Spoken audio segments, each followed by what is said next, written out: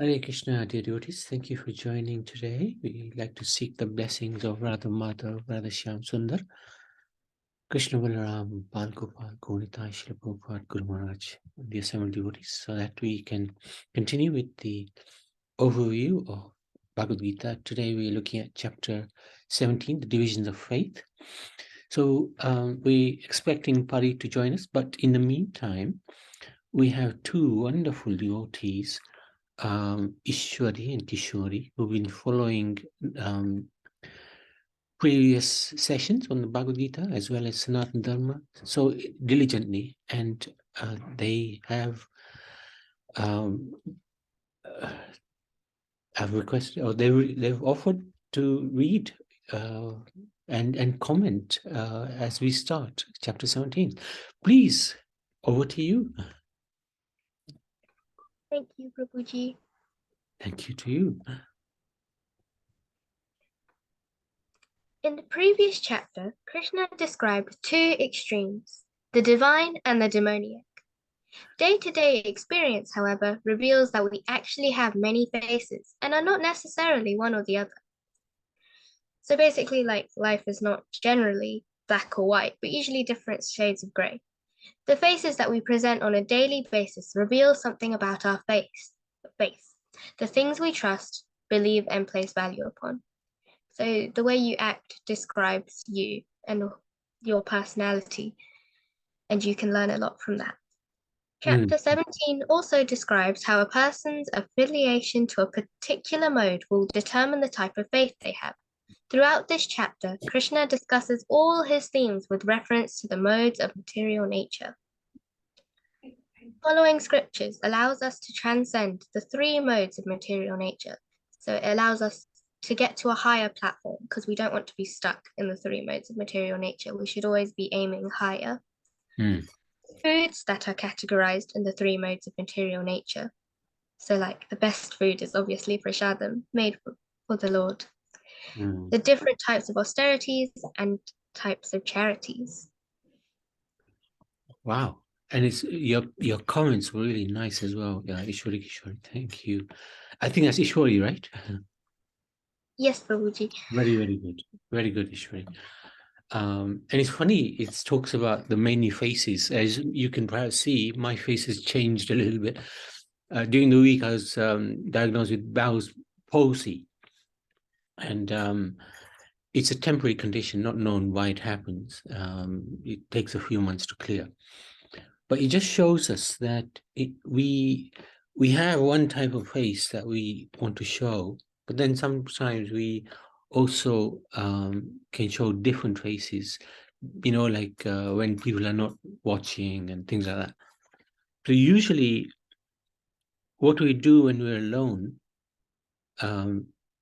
is generally what we're like. Sometimes we put on a face what we should look like, but actually when we're alone and whatever we're doing, this is what we actually like.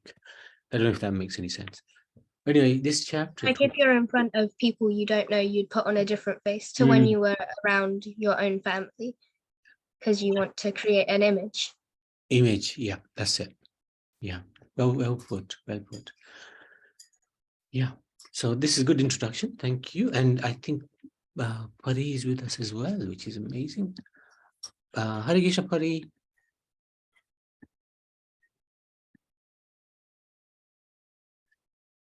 Anyway, let's continue. So, sorry, there's a fifth part of this chapter as well, the significance of Om Tat Sat. So let's have a volunteer to read the first few verses. Lokeshwar, would you like to? Yeah, go for it. Arjuna inquired, "O Krishna, what is the situation of those who do not follow the principles of scriptures but worship according to their own imagination? Are they in goodness and passion or in ignorance?" The Supreme Personality of Godhead said, "According to the modes of nature acquired by the embodied soul, one's faith can be of three kinds: in goodness, in passion, or in ignorance. Now hear about this. O son of Bharata, according to one's existence, under the various modes of nature, one evolves a particular kind of faith. The living being is said to be a particular faith according to the mode he has acquired. Men in the mode of goodness worship the demigods, those in the mode of passion worship the demons, and those in the mode of ignorance worship ghosts and spirits.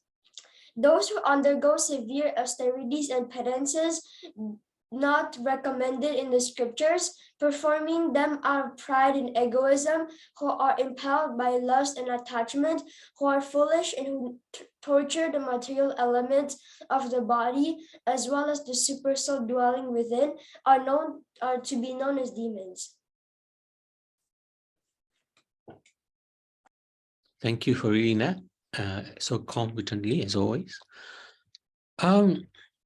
So, Pari,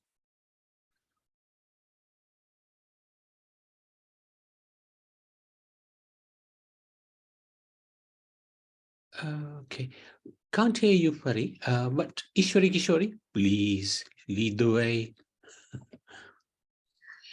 Yes, I think she's having audio problems. Okay. So the summary of verses 1 to 7. Religious people are often referred to as people of faith. But the reality is that everyone has faith. We all put faith in traffic lights, doctors, and even banks, to name but a few. Without faith, we can't function in this world.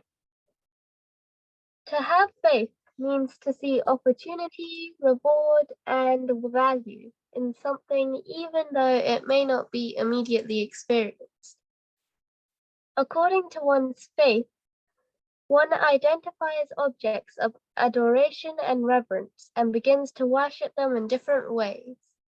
For example, the Lord, devatas, and celebrities and film and sports stars. What we can learn from this is one should try to follow the scriptures. If one does not follow the Gita, one will follow one's own natural instincts, which will be in goodness, passion, or ignorance. And we are trying to get above that. Hence, we need to follow the Gita. Those who know the rules and regulations of the scripture, but out of laziness or indolence, give up the following these rules, are governed by the modes. So you have to be quite strict with yourself, I feel, with this. It's trying to say you have to have that faith, like it says, towards God, to really not be lazy and ignore it. Yeah, and it's not necessarily saying have blind faith. It's, like even in this world, if we didn't have faith that the banks will not keep our money safe, we wouldn't put it in the bank, right? So we have that faith, and we've tried and we've tested it. We put money in the bank, we write out checks, this and that, and we know the system works. So in the same way, if we have put faith in the scriptures by following the scriptures, not blindly, but through understanding, through knowledge, through experience as well, that faith will be not ordinary faith, because it's faith in the scriptures. Now we are not following our own thinking, our own ways of thought. We're actually following a higher thought, a higher way of life through the scriptures. And that gives our practice some meaning, some substance. I'll give you an example. The other day we had a Shivratri program, and we were talking about the wonderful glories of Lord Shiva. And then I just asked for some opinions from the crowd, and one of them said, so many gods, this, that, and, we should actually follow this other one God who is combining everybody. And then we sort of asked him, okay, where's the scriptural reference? No, this is just my way of thinking. Well, it's your way of thinking, but where's the authority behind that way of thinking? It's your way of thinking. And your way of thinking can be governed by goodness, passion, ignorance. But we want to be in line with the supreme way of thinking. And that means following the scriptures. Where is your, pranam or your authority in the scriptures, or the basis in the scriptures? And he didn't have one. So then we don't necessarily give that way of opinion, that much weight. We don't ignore, but we don't give it as much weight as we would to the scriptures. So this is what having faith in scriptures means. Okay, I think Pari is with us. Can we hear you? Yes, we can. Yes, Hare Krishna. And you will be very proud of your students, Ishwari and Kishori, who, when I told them I was struggling a bit, they said, okay, we will take on if you, okay. Oh, they're so sweet and so reliable, 100%. They're not my students at all. In fact, they're on my platform already. They're really we're just your humble servants. No. Humble servants of the Lord.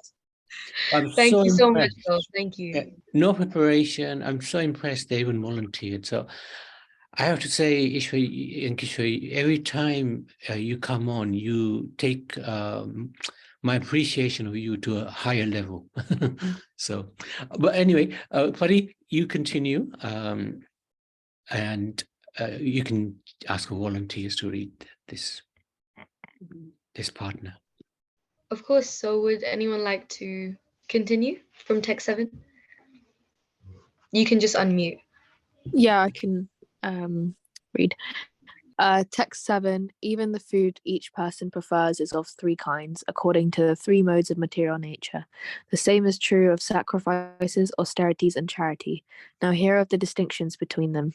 Foods dear to those in the mode of goodness increase the duration of life, purify one's existence, and give strength, health, happiness, and satisfaction. Such foods are juicy, fatty, wholesome, and pleasing to the heart. Foods that are too bitter, too sour, salty, hot, pungent, dry, and burning are dear to those in the mode of passion. Such foods cause distress, misery, and disease. Food prepared more than 3 hours before being eaten, food that is tasteless, decomposed, and putrid, and food consisting of remnants and untouchable things is dear to those in the mode of darkness. Of sacrifices, the sacrifice performed according to the directions of Scripture as a matter of duty by those who desire no reward is of the nature of goodness. But the sacrifice performed for some material benefit or for the sake of pride, O chief of Bharatas, you should know to be in the mode of passion. Any sacrifice performed without regard for the directions of Scripture, without distribution of sadham, spiritual food, without chanting of Vedic hymns and remunerations to the priests, and without faith is considered to be in the mode of ignorance.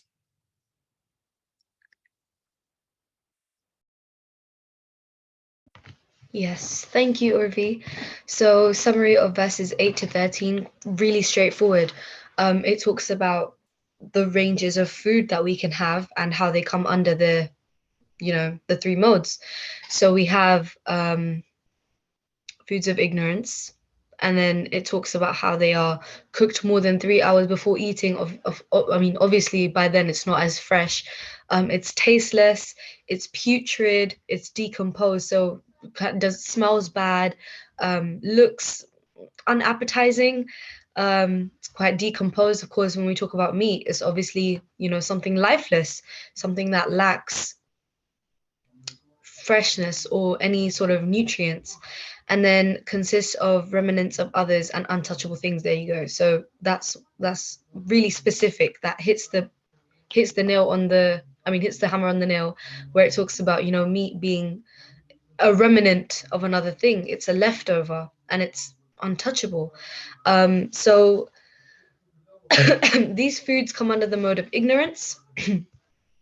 Then passion, we have basically it's an overload of certain things. So it's either too bitter, too sour, too spicy, salty, burning, dry, pungent, hot. So these lead to it leads to distress, first of all, because foods that are too sour or too bitter, they sort of embody their qualities within you as well. So if I eat something that, you know, is too sour and is too hot, it kind of makes my consciousness and my way of thinking in that state as well. I might get angry quite a lot. I might get upset quite a lot. So it causes distress. It causes misery as well. Depression, one feels after eating such food, and disease. If you eat something too spicy, you're more prone to, you know, getting quite diseaseful. So those are the modes of passion. And then we have mode of goodness. Sorry. So we have increases duration of life, purifies one's existence, gives strength, health, happiness, satisfaction, juicy, fatty, wholesome. All these qualities really help the physical body, and they are enriching, right? They help you mentally. All the nutrients that you get from fruits and vegetables, they enrich you mentally. They also help build strength in the body so that you can continue doing any devotional service. And these are just foods that are vegetarian, especially juicy, fatty, wholesome. So these help with these come under the category of mode of goodness. So lesson 68 is that we have to be able to cook fresh and organic foods, and also to avoid onion, garlic, and mushrooms. Now, the reason, you know, obviously a lot of people consider onion, garlic, and mushrooms to be vegetarian as well. But onion, garlic, and mushrooms are really pungent, and they're a really dominating flavor. If you notice any food, if you eat anything without onion and garlic, and then you add onion and garlic to it, you'll realize that you will always be able to smell, and you'll always be able to taste onion, garlic, and mushrooms if you ever put anything in it. They give off a really bad smell, and they're also known as aphrodisiacs. Aphrodisiacs are types of food that regulate your emotion to too extreme, basically. They make you too angry, too happy, too upset. And obviously that's not, you know, that's not what the Gita says. Krishna loves people who are stable in hot and cold, who are stable in honor and dishonor and stress and relief. So our aim is to be stable. That's why we can't use onion and garlic and mushrooms in our food, because they make us too much of a certain emotion. They also invoke lust. So that's we have to stay away from that. So that's the lesson. That's a brilliant explanation, Pari. Very, very good. Thank you. Thank you. Anyone who wants to read can just unmute from text 14.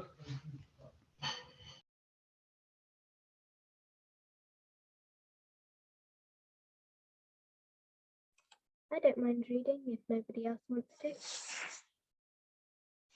Text 14. Austerity of the body consists in worship of the Supreme Lord, the Brahmanas, the spiritual master, and superiors like the father and mother in cleanliness, simplicity, celibacy, and non-violence. Text 15. Austerity of speech consists in speaking words that are truthful, pleasing, beneficial, and not agitating to others, and also in regularly reciting Vedic literature. Text 16.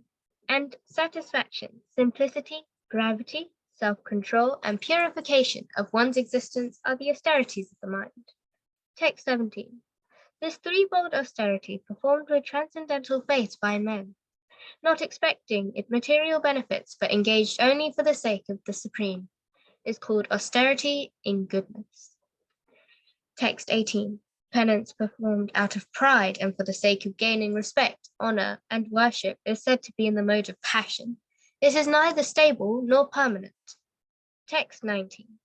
Penance performed out of foolishness, with self-torture, or to destroy or injure others, is said to be in the mode of ignorance. Thank you so much for reading. So the summary of verses 14 to 19. This really talks about austerity and penance. So in order to achieve anything in this world, we must undergo some austerity. Or another word for it, I guess, would be, you know, we have to work for it. We have to struggle for it. So we sacrifice immediate pleasure and comfort for the purpose of long-term benefit. If I have a test in, I don't know, 2 months from now, I'm gonna have to sacrifice, because I actually do have some A levels in 2 months from now, unfortunately. But for that to achieve, the long-term benefit of getting good results, and then obviously in material life, getting a good job and this and that, I'm gonna have to sacrifice immediate pleasure and start, at least some revision every day. So that's me sacrificing immediate pleasure by, I don't know, if I want to watch TV, if I want to do anything of a hobby, then I'm going to have to sacrifice that for the long-term benefit of getting good A levels. So we place faith in different things to perform different austerities in life. We know that if we will do this, we'll gain a benefit, and for that, I have to do this now. So it's just that idea of planning. Krishna explains beneficial austerities pertaining to the body, mind, and words, and also the varying motivations in which one may perform them. So he speaks about how people may perform austerities and penance in the mode of goodness, which is very good. We aim to, obviously, we aim for the good of others. We want to do it transcendentally out of devotion. That's mode of goodness. And then he speaks about passion, to gain honor, to gain fame, to gain wealth. That's the sort of penance we do. And then in the mode of ignorance, people do it to harm others or, harm themselves. That's the mode of ignorance. So lesson 69 is that our austerity in the age of Kali is to observe Ekadashi. Ekadashi is twice every month approximately, and it's where, of course, we fast. There's 3 levels, and that is our austerity in Kali Yuga, because back in the other yugas, obviously their austerities were much more, I guess, harder, and we're not made for that. Back then, their austerities were to do tapasya, or like meditate for thousands of years. We don't even live thousands of years in this age, so we simply can't do that. So for us, our little bit that we can contribute is that we can observe Ekadashi, which is a fast, around 2 times every month.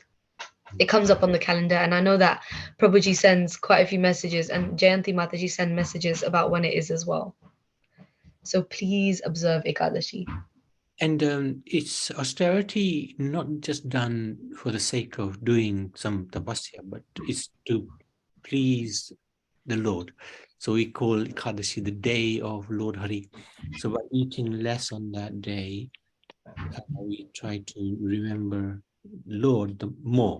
That's the purpose, and that's what pleases God. So it's a very easy fast because you can still eat, but fasting foods. The fasting foods can be extremely delicious. so Yeah, honestly. Yeah, go on. Honestly, sometimes I eat more on Ekadashi than on normal days. I don't know how that works, but it's a bad thing. Yeah, I used to do the same, and I decided I'm not going to eat now on Ekadashi because I'll eat more on Ekadashi than normal days. You're absolutely right. Yeah. So now that I'm 18, I actually have to stop now, because my mom was like, "There's no why are you eating more than us?" But yeah. I know what you mean. So from text 20, can we please have a volunteer? Feel free to unmute.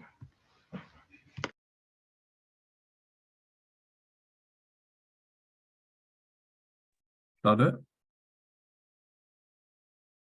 Cool. Text 20. Charity given out of duty without expectation of return at the proper time and place and to a worthy person is considered to be in the mode of goodness. Text 21.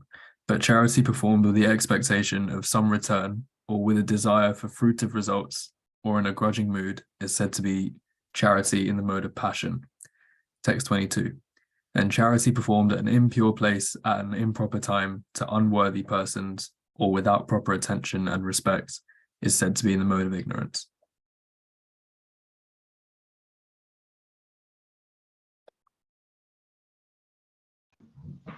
Thank you. Very clearly read.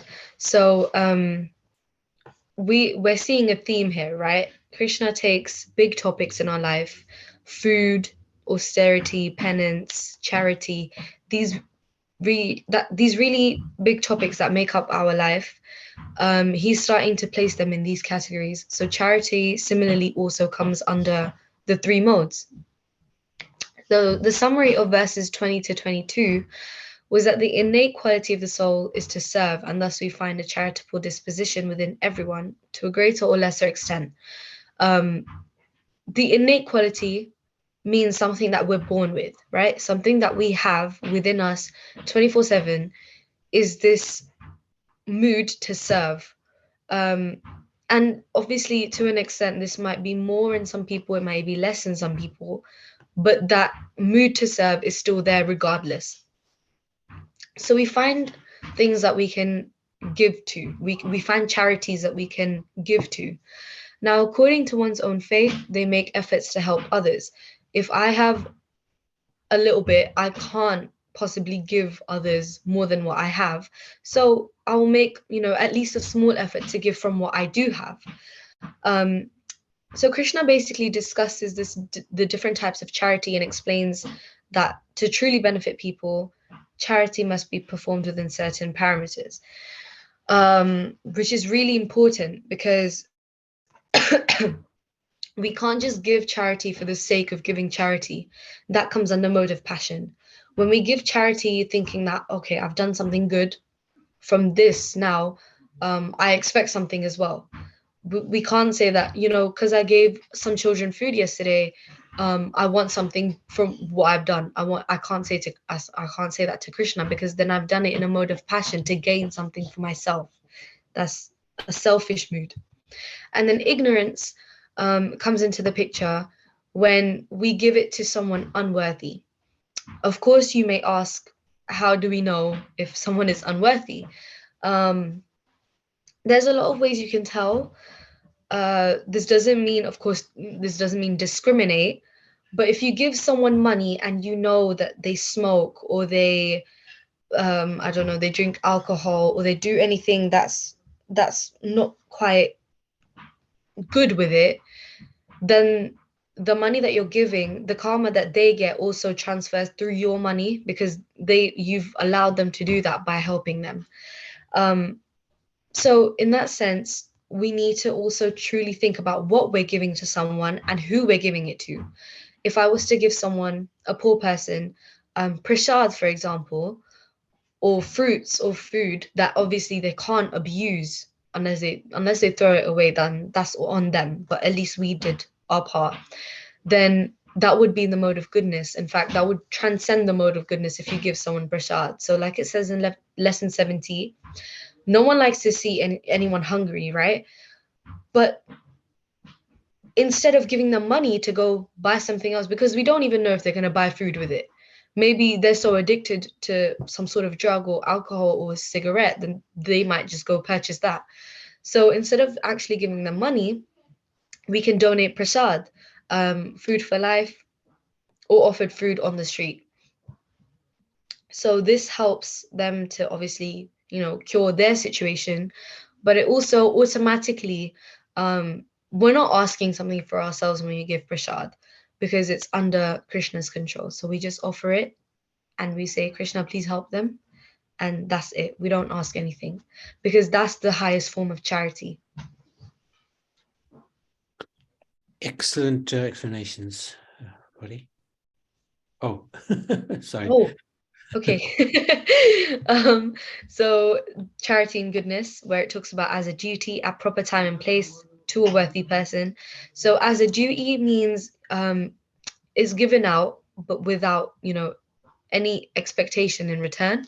At proper time and place means at a proper time, I guess, would be, during lunar or solar eclipses, but these are really specific. I believe you don't have to follow these if you're in bhakti, because Yes. Krishna looks after that, right? Yeah. So at proper time, and then place could be like at a pilgrimage place, where we know that pilgrimages, obviously devotees come there, or pilgrimages. So Good. that's where you can donate. And then to a worthy person means spiritual perfection is the consideration. So if you see someone, that is striving for spiritual perfection, or example of a worthy person as like a qualified brahmana or a Vaishnava, and condemned charity, which means that you're giving it to the poor, but it's an unworthy candidate. Of course, we don't get to decide who's worthy or unworthy, but we know to an extent who can use it for what. So it's best to give prasadam. And then charity and passion, which is kind of I've already explained. You expect some in return, and then you desire for fruitive results, and then it's a grudging mood. So you don't want to give it, but you're like, oh, let me just give it to him because at least I'll get something good from it. And then charity and ignorance, impure place, which may be, I don't know, like a club or like a party place at like 12 p.m. in the night. To unworthy persons, like I said, you know that it's not going to be used for a good thing. No proper attention. You don't specifically care about who you're giving the money to, why you're giving it, and no proper respect. You're just throwing the money at them, saying, oh, go do what you want with it. It's fine, whatever. Good explanation. Kishore Prabhu is unmuted, so yes, Prabhu, you can read. Text 23. From the beginning of creation, the three words Om Tat Sat were used to indicate the supreme absolute truth. These three symbolic representations were used by Brahmanas while chanting the hymns of Vedas and during sacrifice for the satisfaction of Supreme.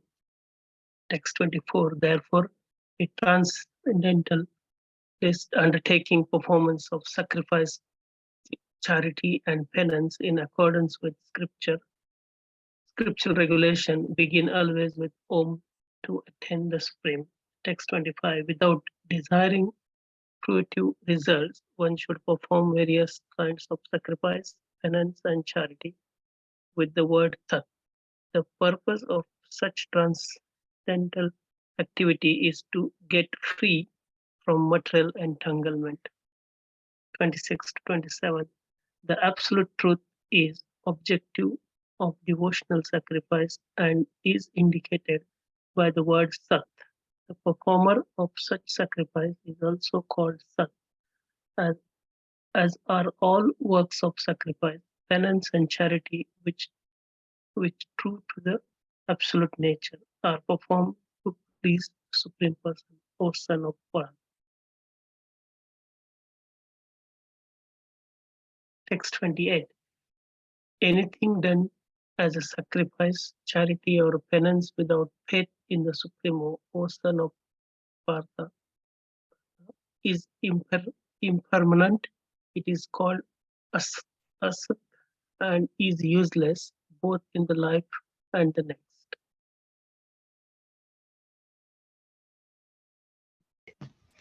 Thank you, Prabhu. So the summary of verses 23 to 28, if I'm honest, I reread that as Prabhu was reading it, and that really hit, when you actually think about the specific things that we say, because sometimes, of course, we don't understand all the mantras. They're in Sanskrit and they're so complicated, but in the Gita, when these things are explained, it's so wonderful to realize that everything we do has so much depth to it. So Om Tat Sat, all the three, these short words were explained so beautifully in those three verses. Those three verses of 4 or 5 lines completely explain these just short words. Om Tat Sat. So it's essential to understand that all activities, even those performed in goodness, will always yield karmic reactions. That is very important. Goodness, passion, and ignorance are the three qualities of material nature. That means everyone in material nature are entitled to this. And that means even if you're in goodness, you're still bound to an extent. But so reactions to the performer and thus bind him to repeated existence in this world. But is there a way out? You'll be happy to know, yes, there is. So in Vedic hymns, God is defined as a supreme enjoyer by the three words Om Tat Sat, out of which, of course, the Om in respects to the supreme. That is, we say that so we are free, or we can be freed from material existence, and Sat is the truth or honesty with which we pray for. Thus, if our sacrifices, penance, and austerities are dedicated to the Supreme, done for His pleasure, then such activities yield permanent benefit and ultimate freedom. Now, goodness to an extent is binding only because we follow everything in a strict way, right? We have to do this at a specific time in a specific place, like you just saw with charity. You have to follow in this order, these instructions. So, in a way, they are still binding. But bhakti or devotional service is something so beautiful because you don't have to do it in specific conditions, in specific times or specific places. Of course, cleanliness should be maintained, but it's not necessarily that you have to do it in a time of day, or you have to do it, in your house, in your bedroom, nowhere else. So when we genuinely remember Krishna with the highest consciousness possible and that feeling of that bhava of love, then these three modes overlook us. And what happens is we transcend the modes. It's like three levels, and then we go above them. So we don't have to look for the right time or the right place or whatever it is. Yeah, With this and- kind of transcend, yes, sorry, bro. Okay, quick one. Also, goodness, what it does when you're giving goodness, it may give you a sense of happiness, sense of satisfaction, perhaps a little sense of pride, that, I'm doing this at the right time, right place. And that little tinge can bind you to this world, because you're becoming attached to the happiness of giving. I have done something good. Whereas, as you said very, very nicely about when it's in bhakti, you've got no consideration of yourself. You're giving without, to the right person, right place, etc., without consideration of any benefit you may get. Yeah. And And you also find that, like, if I was to just simply do something nice for someone, of course I'll feel good, but that may not have a long-term effect. Whereas if you change someone's life by, bringing God into the picture and bringing bhakti into the picture, and you actually give someone prasadam and they like it, that's that long-lasting benefit that you can carry. Of course, pride does not have to come into that picture, but in the mode of goodness, pride comes in because you, like Prabhu said, you get attached. But when you're devoted to God and you do something out of bhakti, you know that you're not the doer. So that sense of pride is already eliminated because you know that you're not the one giving prasadam, you're not the one making it. It's all by the mercy of Krishna. Yeah.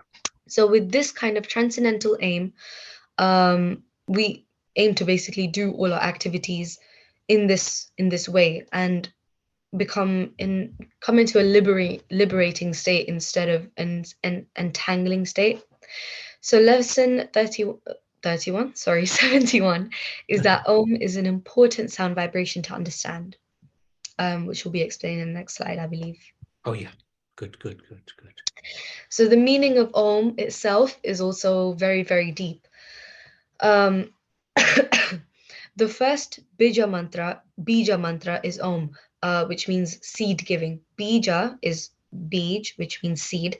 So the first seed giving mantra is Om, and that is the Sat Bija, which means Krishna's divine presence. Whenever we say Om, Krishna embodies that sound vibration. So the Vedas glorify Om as the origin of the Vedas and the source of the whole creation. Now I know people say, the Big Bang Theory, a lot of things collided together and the world was created, and very hard to understand because I've never really seen anything crash and then make something. So that it doesn't really make sense. But the Vedas say that Om was the source of the whole creation. When the world was made, the sound Om was resonated. So for this reason, Om precedes every Vedic mantra. Om is a seed mantra mentioned throughout the Vedic literatures and chanted by all varieties of transcendentalists. So everyone in any sampradaya, whether that be Gaudiya Vaishnav, whether that be people who believe in other sampradayas, they all say Om. It has also worked its way into many languages to indicate God. In English, all important descriptions of God have Om as its root. Om enters the English language of prefix omni. Now that's also very linguistic, very scientific. When we say God is omnipotent, omniscient, there's another one that I can't remember, but it all has Om in front of it. Therefore, oh yeah, omnipresent. Yeah. It says it right there. Are valid descriptions of God and all begin with the root Om.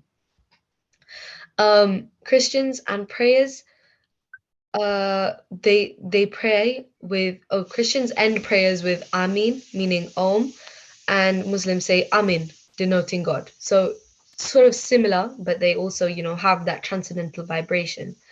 In every breath man utters and repeats, it unintentionally and inevitably ends with Om and it's repeated. Every vibration in the body and in the universe emerges from Om.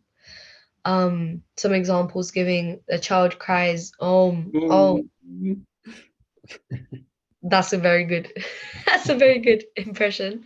The ocean roars Om, and the bees also buzz Om. Yeah. So if you really listen to things of nature, you can hear the sound vibration of Om.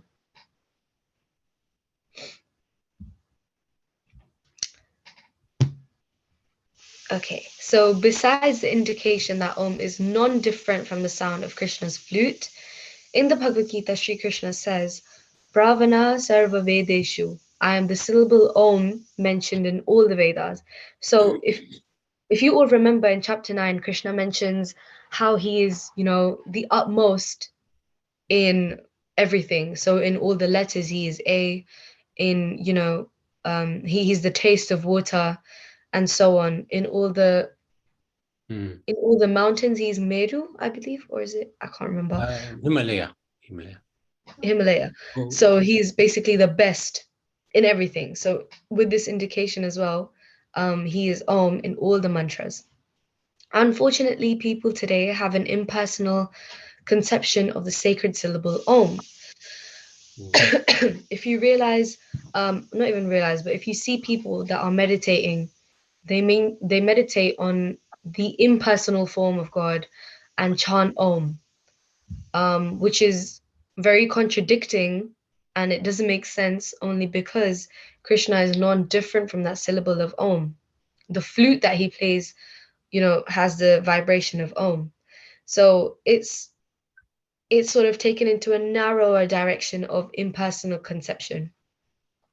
The sound of Om, Srila Prabhupada says this in the Bhagavad Gita purport.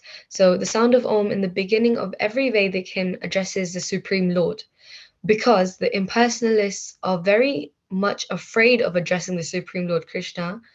They prefer to vibrate the transcendental sound Omkara, but they do not realize that Omkara is a sound representation of Krishna. So many impersonalists that believe, God is a light, or he is, just without form, I guess, they start to meditate on the sound of Omkara. But that logic is also flawed, because Omkara is again the sound representation of Krishna. Due to the widespread influence of impersonal philosophies, most people believe that the goal of meditation on Om is to give up one's individual identity and merge with the Supreme Brahman, which is, again, it's basically not what we believe, because Krishna has a personal form and he has a universal form, which we've seen in the Gita spoken by himself. Besides the indication that Om is non-different from the sound of Krishna, read that part. On the other hand, Sri Jiva Goswami, which is one of the 6 Goswamis, he indicates that the Supreme Lord Krishna also includes, the Om includes Krishna, but it also includes his personal energies, Srimati Radharani, and his eternal servants. So Om is the combination of letters A, U, and M. Om. So the letter A refers to Krishna because, of course, like he says in chapter 9, out of all the letters, he is A. So the first letter of Om, which is A, will always indicate Krishna. U refers to Radha, and then the M refers to all the Jiva, or like the souls, the Jiva Shakti. So in reality, the divine syllable Om has nothing to do with an impersonal conception, because it embodies Krishna, his personal energies, and the Jiva Shakti. Now, Om clearly denotes Krishna as confirmed thrice in the Bhagavad Gita. It's mentioned 3 times, and the 3 references are presented here. Bravana Sarva Vedeshu, 9.717. Vedyam Pavitram Omkara, I am the object of knowledge, the purifier, and the syllable Om, chapter 7, verse 8. And Om iti ekaksharam Brahma, Vyaharan mam anushmaran, Yaha prayati tyajan deham sayati paramam gatim. So after being situated in this yoga practice and vibrating the sacred syllable Om, the supreme combination of letters, if one thinks that Supreme Personality of Godhead and quits his body, he will certainly reach the spiritual planets. Same verse, so chapter 7, verse 8. The meaning of the sound vibration Omkara is present in the Gayatri mantra, the same elaborately explained in the 4 shlokas of Srimad Bhagavatam known as Chatushloki. So another reference of Omkara being, another embodiment of Krishna is present in the Srimad Bhagavatam as well. Obviously, the one we're learning right now is the Bhagavad Gita that is spoken by the Lord, but there is another wonderful Purana, which is called the Srimad Bhagavatam, which is about Krishna. So about all his leelas, about everything, everything which has basically really big 10, 12 books, all about Krishna. So in the Srimad Bhagavatam, it talks about the 4 shlokas about Om, and known as the Chatushloki. The sound vibration Omkara is the root of Vedic knowledge, and it's known as a Mahavakya, or the supreme sound. So Maha means supreme, and then sound is Vakya. Whatever meaning is in that supreme sound Omkara is further understood in the Gayatri mantra. Yes. Wow. That was a lot of me talking. Sorry about that. And there was a lot of emphasis on Om because it's quite misunderstood, and I think it's good to understand Om and what it actually represents. Thank you, Buddy. So, any questions for anybody?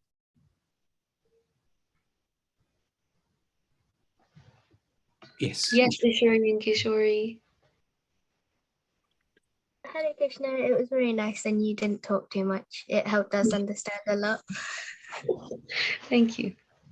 If you have no choice but to eat putrid or stale food, like if you are homeless and you have no choice, like that's what you need to live, basically, but you still offer it to the Lord, will it still become prasadam? Very hard question. Now, of course, you can't directly offer it to the Lord, but I guess you can think of the Lord when you're eating it, because even then there's always an option. I believe there's always an option. People have survived on eating leaves in the past, but someone who's people who are homeless, I feel like they don't, sometimes they may not know any better. Of course, they're not exposed to much of this. I'm assuming they're not exposed to much of this transcendental knowledge that we are, right? So they may not know, and they think it's okay. We've got to think that the person who's homeless is in this state. Why is he in this state in the first place? Of course, there may be some sort of karmic reaction involved in which he is now homeless. But putrid food can't be offered to God because Krishna will simply not, he won't be able to. Krishna is an elevated personality, right? He's a creator, supreme of all things. It's simply, I guess, in a way, it's disrespectful. But what the person can do is that if he gets any water or anything pure, in the Gita, if you remember, Krishna talks about how he will accept anything from a pure heart. Now, that could be patram, pushpam, jalam, right? That could be even a leaf, a flower, water as well. So anything of the sort can be accepted. In that sense, there will always be a way where the person who is homeless or unable to consume anything pure, they can always offer a flower or water or a leaf to Krishna. So they're never restricted, but it's just the food aspect that can't be offered because it's putrid, right? Someone you love, you will never give them food that is smelly or has remnants of something dead. So do you understand what I mean? But they're never limited. They will never be restricted from praying to Krishna or offering to Krishna, just not putrid food, but anything else like water, flowers, anything. Yes, good answer. There is a little story. I don't know if I can say it actually. Let me try. There's a Goswami called Sanatan Goswami 500 years ago. Was it Sanatan? I think it was Sanatan. Or was it Raghunath Das? Raghunath Das Goswami. He was a very austere person, very rich, but he gave up everything. And he lived in Jagannath Puri. He used to eat opulent food, and he realized Chaitanya Mahaprabhu won't be happy with this. So he started taking food which was not even eaten by the dogs. Even the dogs left it. He would get that Jagannath Prasad, he would wash it, and then he would eat it. And people were amazed at his austerity. And one time Chaitanya Mahaprabhu came to him and he said, "What is this nectar you're eating?" God himself came. "What is this nectar you're eating? Give me some." And Sanatan or Raghunath Goswami just hit it. He said, "No, you can't. This is not suitable for you, my lord. No, I want this nectar that you're eating." And this food was even not eaten by the dogs, So, the Lord really reciprocates with his devotees. So, interesting question. That also reminds me actually of when Krishna came back to Hastinapura to ask Duryodhan, can you give the Pandavas just for the final sort of peacemaking concept, where he came to Hastinapura and asked Duryodhan, can you please give the Pandavas some land just to deter from the war? And Krishna asked him, and of course Duryodhan said, no, I'm not even going to give them the land on a piece of a needle, on the piece of land on a needle. I'm not even going to give them that much. Now when it was the time for a feast or something, of course, because Bhagavan has come to their house, so there must be a feast. Now Krishna was like, well, no, I'm not gonna eat the food of all the Duryodhana and all these adharmis. Why should I? He's the Lord, right? So what he did was he went to Vidura's house. We all know Vidura, right? So Vidura and his wife, well, they said, Lord, we haven't cooked anything for you. We're sorry, but how do we cater for you? He said, no, I'm just here to spend time anyways. But Vidura's wife was so pleased. She was so happy to see Krishna with her. And she was feeding Krishna, and she was feeding him bananas, and she didn't even realize she was peeling the banana and feeding him the peels and throwing away the bananas. Yeah. And Good. because she was so engrossed in just looking at his beautiful form, that she was peeling the bananas and she was just staring at him and throwing away the bananas and feeding Krishna the peels, and Krishna was happily eating the peels of the banana, right? So it was a very amazing encounter to see exactly how Prabhuji mentioned that how the Lord reciprocates with his devotees. So just to finish off the answer there, yes, he will accept anything from his pure devotee, even it may not be suitable, but because it's from his pure devotee, from their heart, he'll accept it. So amazing question, Ishwari. Thank you, Prabhuji. I'm currently reading a book about Srila Prabhupada, and it's actually Srila Prabhupada's Leela Mantra. And it said that he prioritized his family life until the age of like 40 to 50, and he wasn't worshipping God that much. Like he always was thinking of God, but he prioritized his family life and like his business life. But then at the age of 40 to 50, he just left them completely. Wouldn't that be neglecting his duty towards his family? Or is it okay because his spiritual master told him to preach in the world? I'm so sorry, I couldn't. My brother came in, distracted me a little bit, so I missed a little part of the question. Could you please repeat that in a concise way? Okay, I'll just summarize it. Is it okay that Srila Prabhupada left his family at the age of 40 to 50, like completely? And like, wouldn't that be neglecting his duty towards his family? Or was it okay because his spiritual master told him to preach?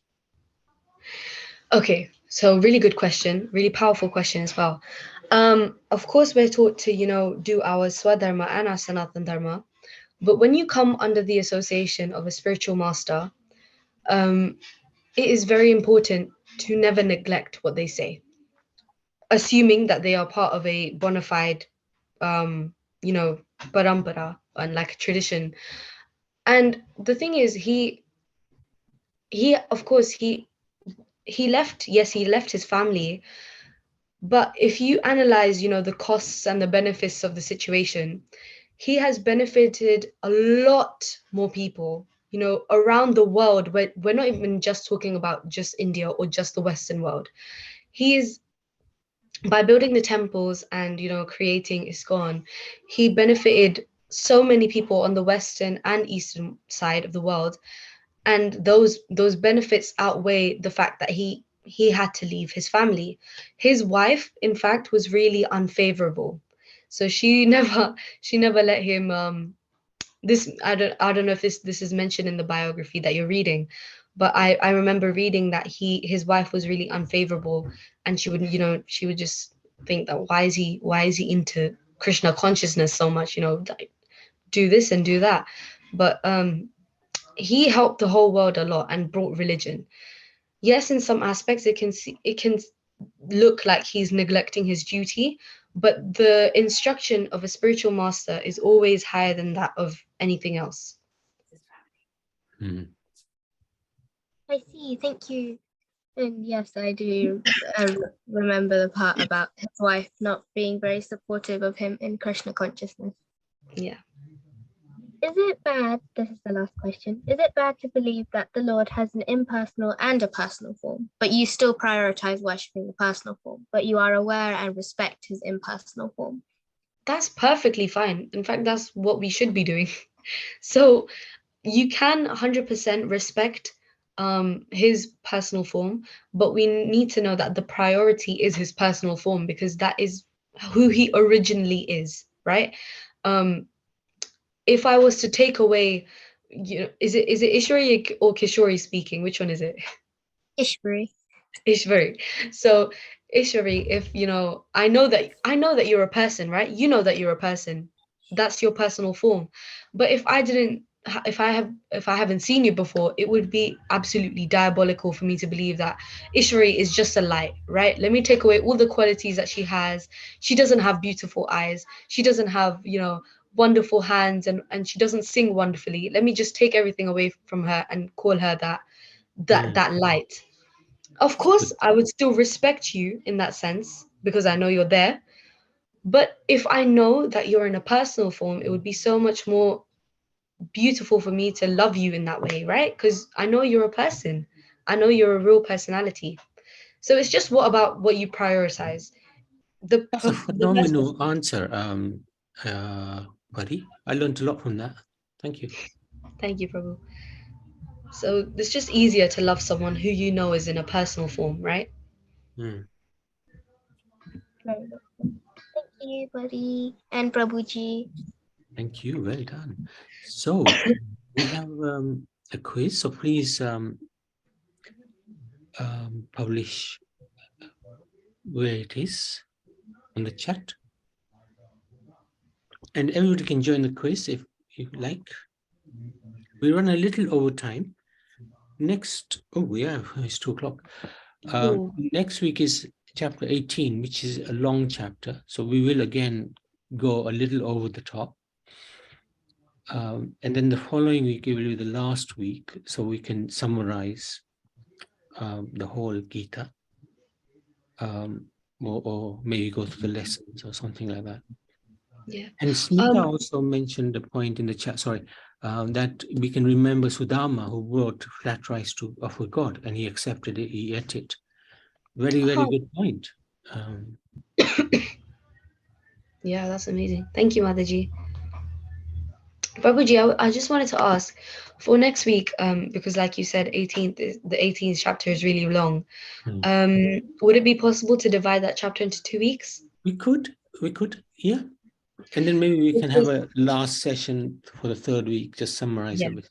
Because I also realized that because I'm sorry everyone, I wasn't available for the past 3 weeks, but I realized that with the modes, we didn't do that quiz that determines which mode you're at. No, we did. Oh, okay. We did Perfect. that. Yeah, That's fine. Then it's fine. Never mind. yeah. Who is Goga Gola? Just so I know. That's me. When I'm reading it out. Oh, okay. So has everybody joined? I think so. Maybe Arav.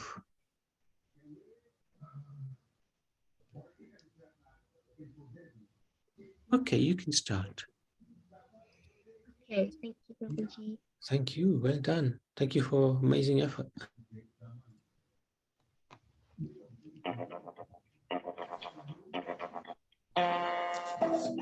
What are some of the themes of chapter 15? The yoga of the Supreme Person. Krishna gives us a glimpse into the spiritual world. Krishna gives us a glimpse of the lower planets. Krishna maintains us at every level. Krishna shows us what the breakdancing planet looks like. This is a multi-step.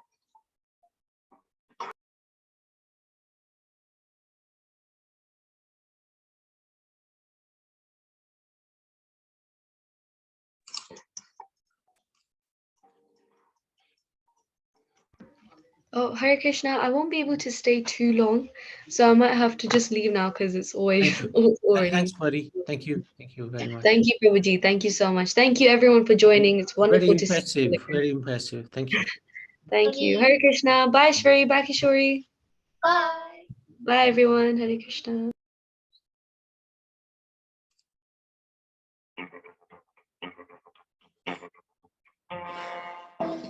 True or false? One of the lessons to learn is that the material world is permanent and we should make arrangements to stay here forever.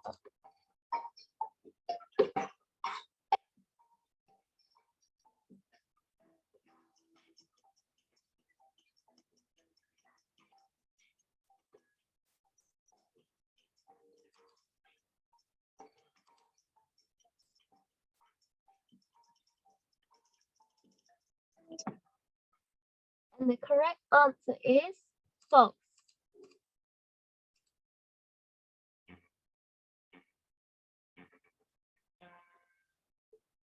The spiritual world is our real home, but do we come back to Earth after going to the spiritual world? A, yes, and B is no. Wait, do we have to write just the letters or like the full option? You can write letter or option. We filled in both.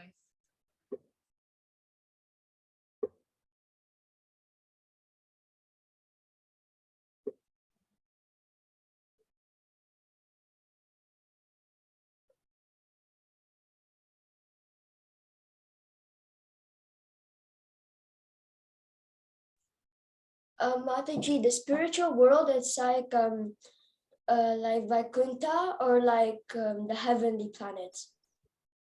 Ibi Vaikunta. Oh, okay. That's what I mean by the spiritual planet.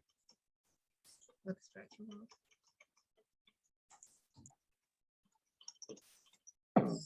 And the correct answer is no, or B.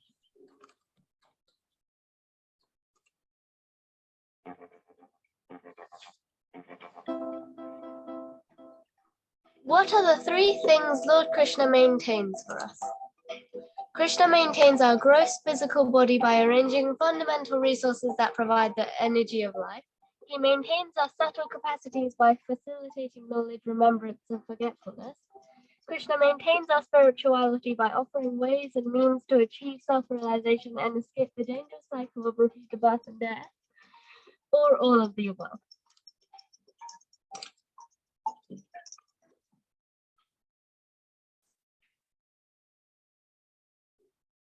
And the correct answer is all of the above.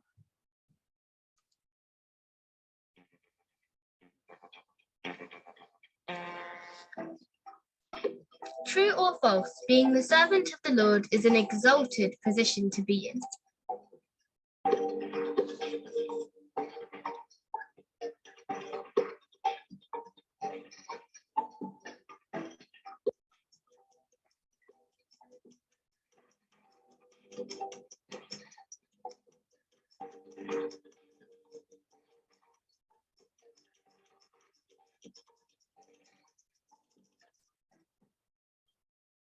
And the correct answer is true.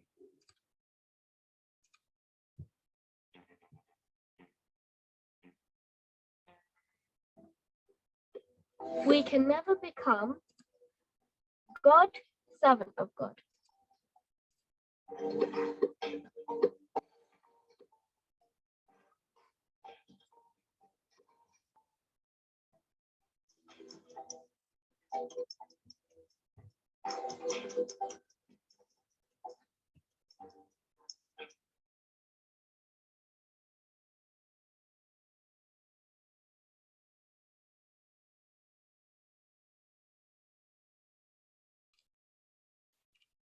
And the correct answer is God.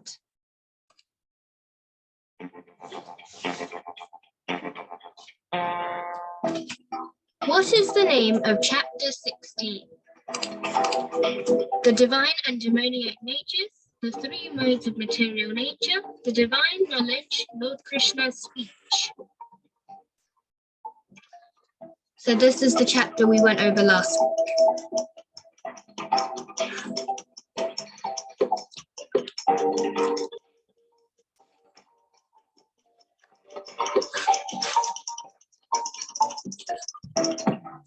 And the correct answer is the divine and demoniac natures.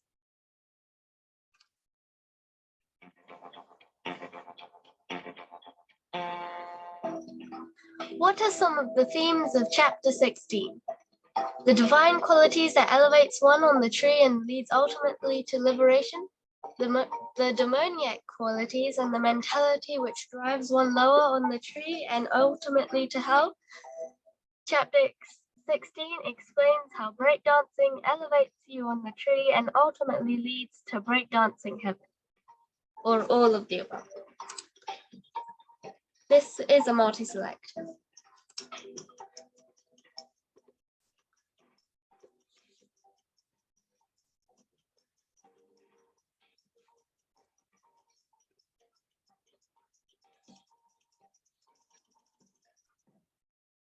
And the correct answer is the first and the second option.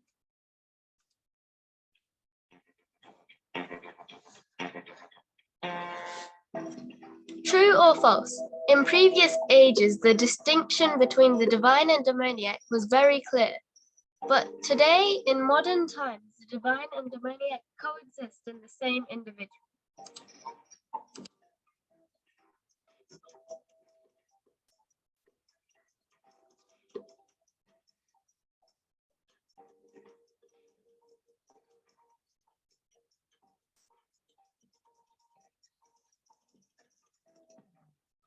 And the correct answer is true.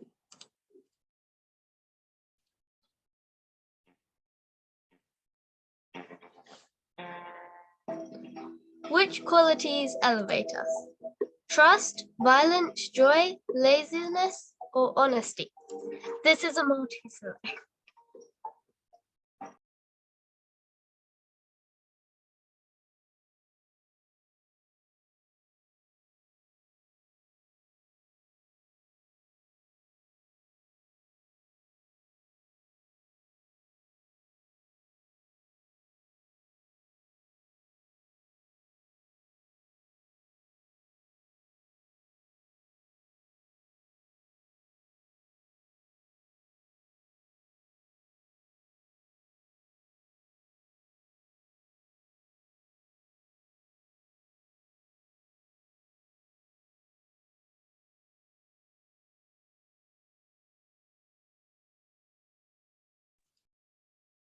And the correct answers are trust, joy, and honesty.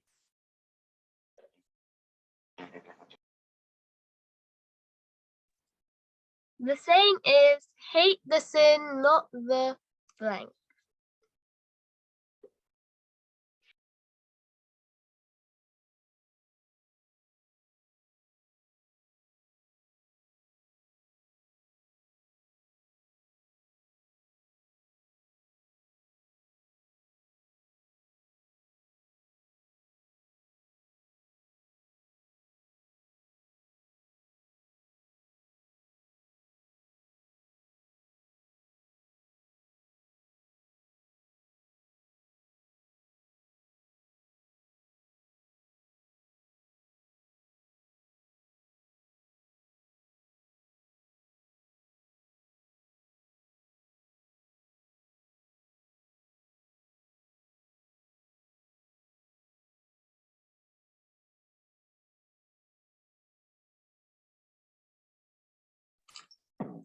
The correct answer is sinner. Hate the sin, not the sinner.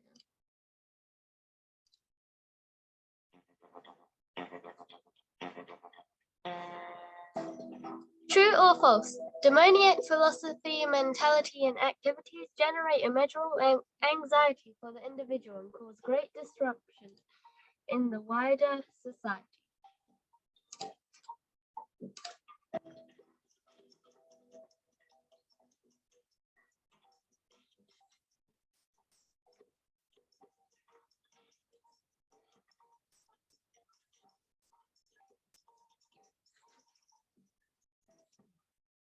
And the correct answer is true.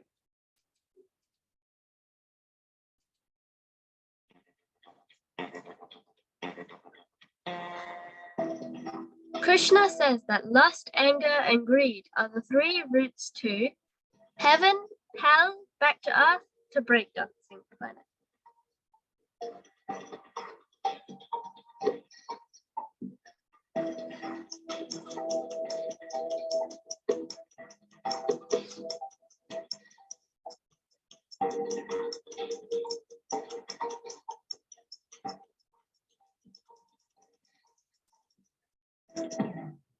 And the correct answer is hell.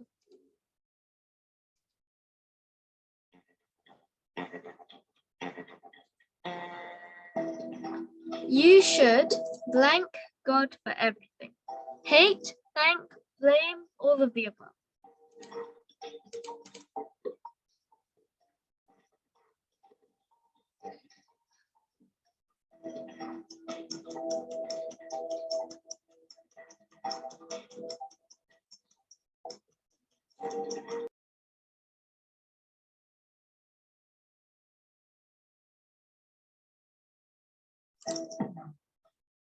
And the correct answer is you should thank God for everything.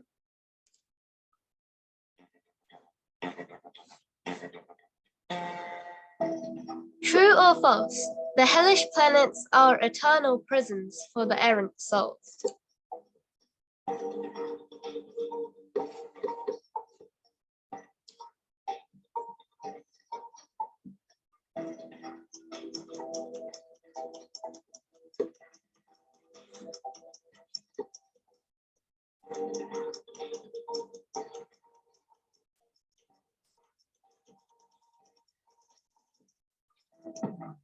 The correct answer is false.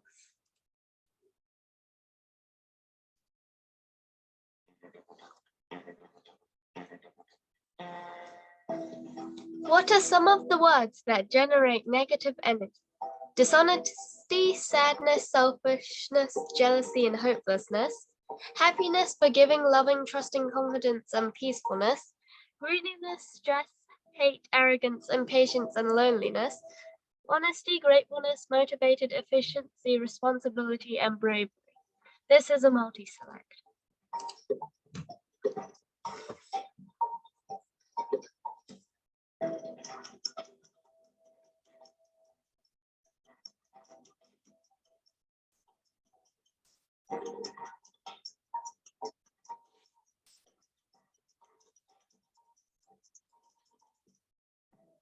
And the correct answers are the first and the third option.